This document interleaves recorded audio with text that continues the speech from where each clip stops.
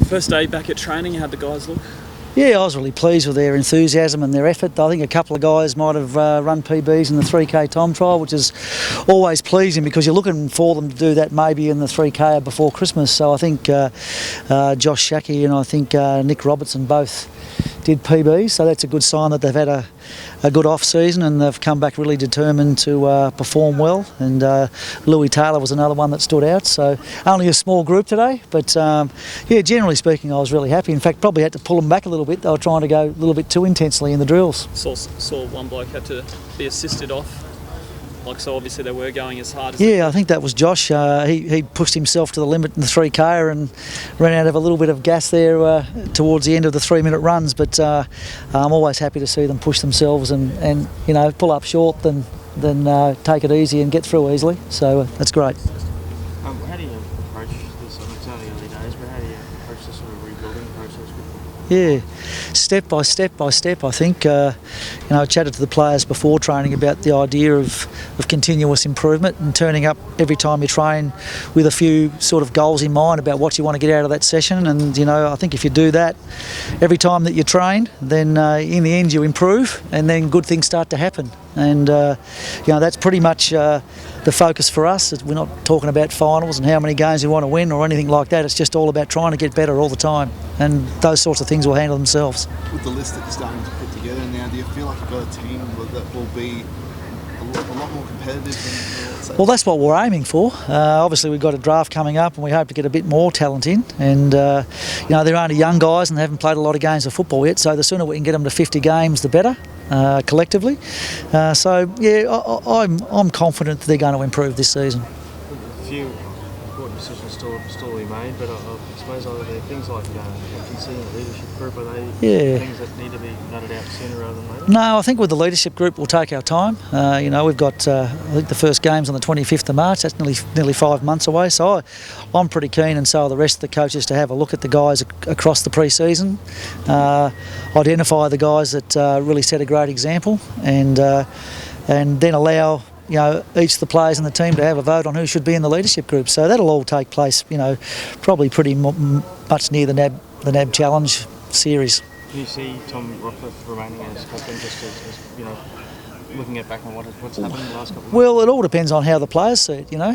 They'll select the leadership group, and then the leadership group will select the leader, and along with the coach and the footy manager and the CEO will have a say in that as well. So don't want to preempt what that will be, but whoever is the captain of the Brisbane Lions next year will earn the right. What sort of summer can these guys expect? He's going to be flogging it for most of it, or do you think that's the best way to get them ready for the season? No, I don't think flogging them helps at all. I think you've got to be really smart with your training. You know, we're starting our pre-season. I think we've got 14 guys that are in rehab to start the pre-season, so that's an unhealthy number. So the goal is to, up until Christmas time, is to not lose any more soldiers, but in fact add guys back from the rehab group and be in a healthier position in terms of player availability for post-Christmas. So we've got to be sensible with all that, and we've got a young group. So you know, if you go down that pathway where you flog them, then pretty much you're going to rest assured you'll start getting soft tissue injuries and stuff like that. So we have to be really smart throughout the pre-season, learn as much as we can about game plan, work together well, and they're the main focuses. Style of play-wise, will you be changing much? Like what sort of style can we expect from this Lions? Yeah, well, obviously we want to be able to use the ball in a number of different ways within a game, so that's going to be up to player decision making, and we're going to have to teach them what the cues are in regards to that. And defensively, we leaked 130 points on average per game last year, so we're going to be doing a lot of work over the summer on our defensive action and try and improve in that area. The plan at this stage is we're going to have a camp later on, just before Christmas, going down to Tasmania, go and train in the cool weather. All the Victorian teams come up here to train in the heat. We're going to go down to Tassie and train in a bit of cooler weather, and we'll introduce all the game plan in detail then, so the guys are really clear about it before they go on their Christmas break.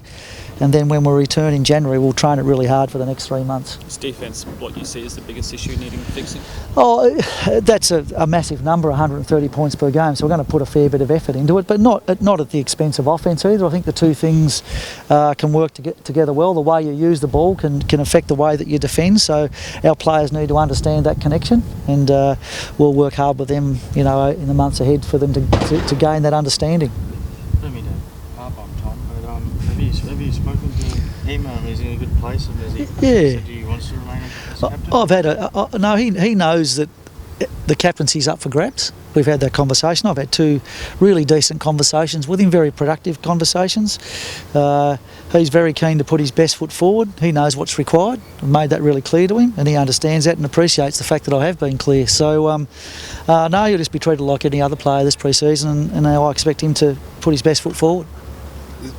Do you think he'll be happy regardless if he keeps it or not? He just wanted to remain at the club and still be part of the Lions? Well, I think if he isn't captain, he'd be naturally disappointed. But what I'm hoping is he puts the effort in over the pre-season to put his name back up there. That's the best that he can do, and that's the only bit he controls.